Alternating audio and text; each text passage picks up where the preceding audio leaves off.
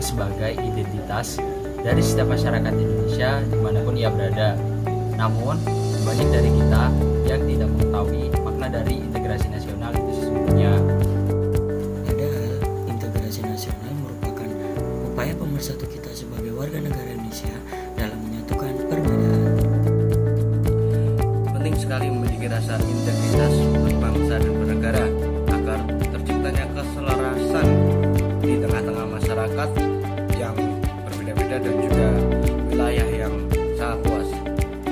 Integrasi nasional merupakan upaya yang dilakukan untuk mempersatukan atau menggabungkan perbedaan-perbedaan dalam kelompok sosial dan kelompok budaya untuk membentuk suatu kesatuan. Seperti yang kita ketahui bahwa di negara kita ini terdiri dari berbagai macam daerah yang bahkan di dalam suatu daerah tersebut terdapat berbagai macam perbedaan mulai dari bahasa, agama, hingga budaya. Penting bagi kita sebagai warga negara Indonesia untuk dapat memahami integrasi nasional, terutama dalam pelaksanaan otonomi daerah. Di Indonesia, otonomi daerah diselenggarakan untuk memperbaiki kesejahteraan rakyat. Pemerintah daerah juga melakukan pengembangan yang disesuaikan wilayah masing-masing. Menurut Undang-Undang Nomor 32 Tahun 2004, otonomi daerah adalah hak, wewenang, dan kewajiban daerah otonom untuk mengatur dan mengurus sendiri urusan pemerintah dan kepentingan masyarakat sesuai dengan peraturan perundang-undangan.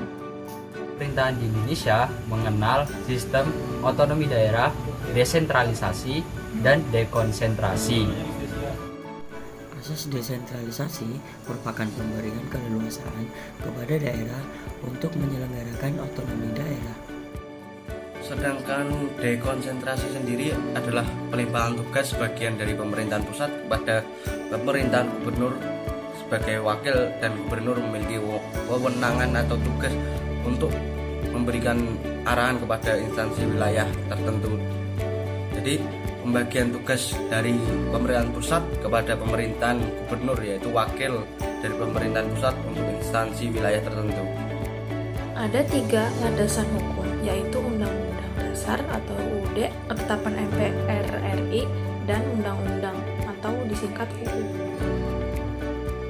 Pasal 18 Undang-Undang Dasar ayat 1 dan 2 menyebutkan Negara Kesatuan Republik Indonesia dibagi atas provinsi, kabupaten, dan kota yang mengatur dan mengurus sendiri urusan pemerintahan menurut asas otonomi dan tugas pembantuan. AP MPR RI Nomor 15 MPR tahun 1998 menjelaskan penyelenggaraan otonomi daerah antara lain pengaturan, pembagian dan pemanfaatan sumber daya nasional yang berkeadilan, serta perimbangan keuangan pusat dan daerah dalam rangka Negara Kesatuan Republik Indonesia. Ada 2 UU yang mengatur, yaitu UU Nomor 12 Tahun 2008 tentang perubahan kedua atas UU Nomor 32 Tahun 2004 tentang pemerintah daerah. Pada prinsipnya, penyelenggaraan pemerintah daerah mengutamakan pelaksanaan asas desentralisasi. Berikut merupakan cuplikan video mengenai akulturasi budaya dan asimilasi budaya.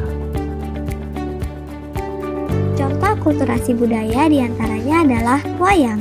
Wayang adalah bentuk akulturasi antara kebudayaan Jawa dengan kebudayaan India.